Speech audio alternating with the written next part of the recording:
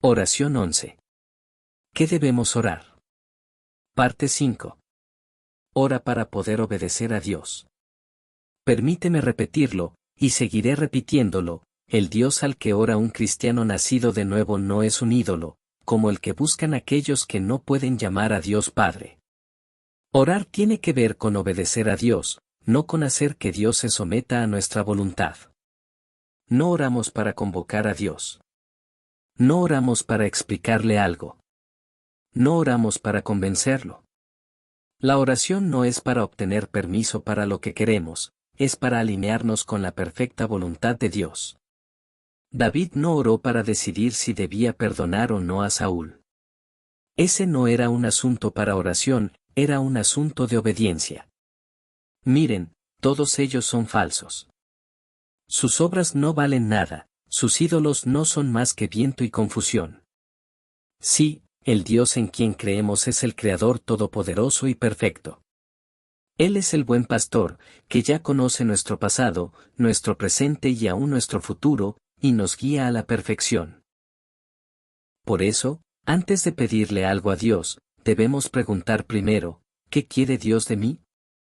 Eso es lo que más importa. Dios se complace en nuestra obediencia a su palabra. Pero, debido al pecado de Adán, nacimos con una naturaleza pecaminosa, y el pecado reina dentro de nosotros.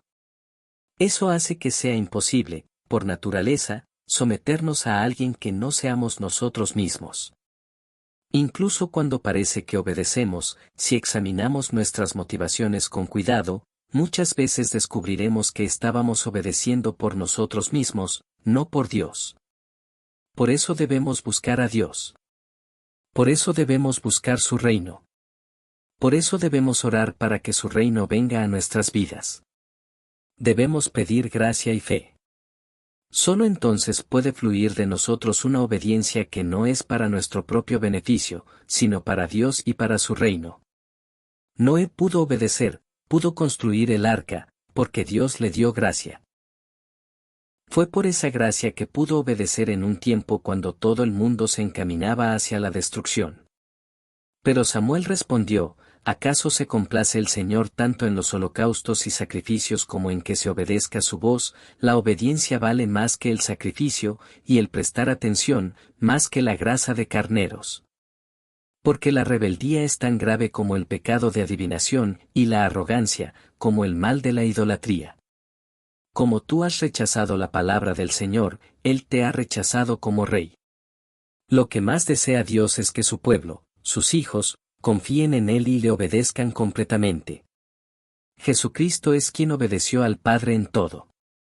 No vino al mundo por su propia cuenta, fue enviado por el Padre, en obediencia a la voluntad del Padre. Jesús dijo que no podía hacer nada por sí mismo. Hablaba solo lo que el Padre le mandaba decir. Era el Padre, obrando en él, quien hacía las obras. Sus enseñanzas no eran suyas. Eran del Padre, y decía exactamente lo que el Padre le ordenaba decir. Jesús no vino para cumplir su propia voluntad, sino para cumplir la voluntad del Padre. Fue por su perfecta obediencia que hemos recibido el camino de salvación. Por eso, también nosotros debemos orar, no por más cosas, sino por el corazón para obedecer. No hay tiempo que perder pidiendo otras cosas. Con todo nuestro corazón, con toda nuestra alma, con todas nuestras fuerzas, debemos orar para llegar a ser hijos que obedecen a Dios. Debemos pedir, una y otra vez, llegar a ser hijos que obedecen su palabra. Y este tipo de obediencia nace del temor del Señor. Cuando verdaderamente conocemos quién es Dios, cuando entendemos quiénes somos delante de Él, entonces, y solo entonces, podremos obedecerle. El temor del Señor no es terror. Es una reverencia espiritual nacida del amor y la admiración. Temer a Dios es reconocer su soberanía absoluta en todas las áreas de la vida, y confiar plenamente en Él. El que verdaderamente teme al Señor sabe, no puedo guiar mi vida ni la historia con mi propia sabiduría o fuerza. Esa persona elige obedecer. El temor del Señor enseña sabiduría, la humildad precede a la honra. La Biblia está llena de personas que obedecieron a Dios porque le temían: Abraham, Moisés y los israelitas, el remanente de Israel, y muchos más. Ora por gozo y gratitud. Dios desea que sus hijos, aquellos que han sido vivificados por la vida de su único Hijo, Jesucristo, sean llenos de gozo y gratitud. Sé que no hay nada mejor para el ser humano que alegrarse y hacer el bien mientras viva. Y he visto que no hay nada mejor que alegrarse en el trabajo, esa es su recompensa. Alégrense siempre en el Señor. Insisto, alégrense. Estén siempre alegres, oren sin cesar, den gracias a Dios en toda situación, porque esta es su voluntad para ustedes en Cristo Jesús. Sí, esta es la voluntad de Dios. Él quiere que sus hijos, los que ha escogido, guiado y amado al punto de entregar a su único Hijo para morir por ellos, sean llenos de gozo. Y les dice que lo pidan. Por eso Jesús dijo: en aquel día ya no me preguntarán nada. Ciertamente les aseguro que mi Padre les dará todo lo que pidan en mi nombre. Hasta ahora no han pedido nada en mi nombre. Pidan y recibirán, para que su alegría sea completa. Ora para aceptar el sufrimiento. La vida del cristiano en este mundo no es una vida de comodidad constante ni de éxito continuo. Al contrario, muchas veces está llena de sufrimiento, porque la vida cristiana va en contra del flujo de un mundo pecaminoso. La verdadera bendición, la paz y prosperidad definitiva para el creyente, se encuentra en el reino eterno de Dios. Sí, aquí y ahora podemos gustar y alegrarnos en su reino, pero nunca será completo en esta vida. De hecho, gran parte de nuestra vida implicará dificultades, tanto externas como internas. Hemos sido llamados a vivir contra la corriente de este mundo. Y ya que Jesús, Dios mismo y el Hijo de Dios, recorrió ese camino, los que le siguen ciertamente caminarán por él también. Si el mundo los odia, tengan presente que antes me odió a mí. Si ustedes fueran del mundo, el mundo los amaría como a los suyos.